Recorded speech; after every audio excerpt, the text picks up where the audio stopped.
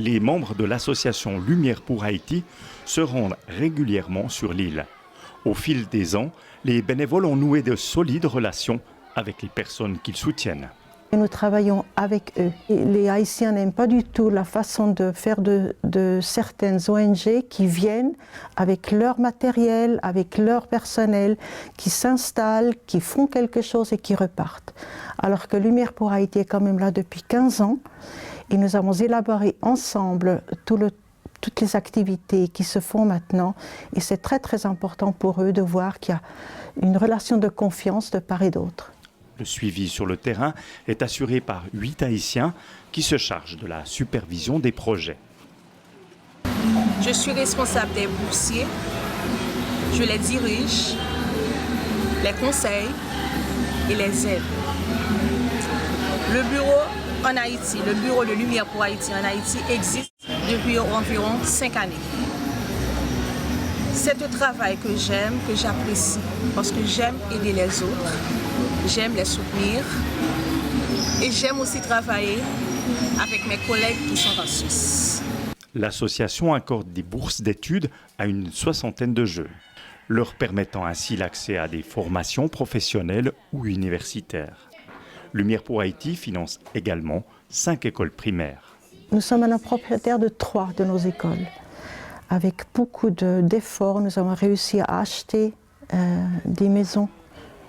Il y en a une qui est vraiment confortable maintenant, la toute dernière que nous avons réussi à acquérir. Les 2 autres sont devenus beaucoup trop petits parce que nos écoles ont une bonne réputation. Les enseignants sont bien formés, il y a de plus en plus d'élèves et les locaux deviennent de plus en plus petits.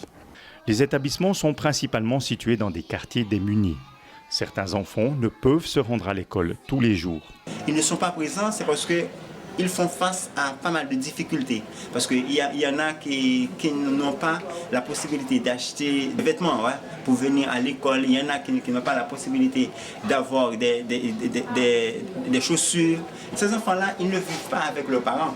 Okay? Ce sont des enfants qui vivent parfois avec leur tante, parfois avec leur marraine, ou du moins avec des personnes qui les adoptent. Mais ces personnes-là, ils ne se soucient pas tellement de ces enfants-là. Ils préfèrent s'occuper de leurs propres enfants. Hormis l'habillement, il y a le problème de l'alimentation. Et là, c'est une question de survie. Nos écoles fonctionnent avec une cantine scolaire. Et le repas que nous leur offrons à ce moment-là, c'est souvent le seul de la journée. Ils arrivent le matin le ventre vide, ils repartent le ventre vide s'ils n'ont pas eu à manger pendant les heures d'école.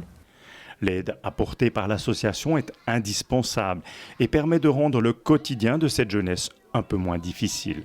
Quand on voit des jeunes ou des moins jeunes qui sont dans la détresse et on voit qu'ils se donnent une peine énorme à arriver à quelque chose, à surmonter tous les désastres qu'ils vivent, toutes les misères qu'ils doivent endurer, quand on voit ça, on ne peut pas faire autrement que d'essayer de son mieux pour aller un peu dans leur direction, de soulager un tout petit peu de ce que nous pouvons faire.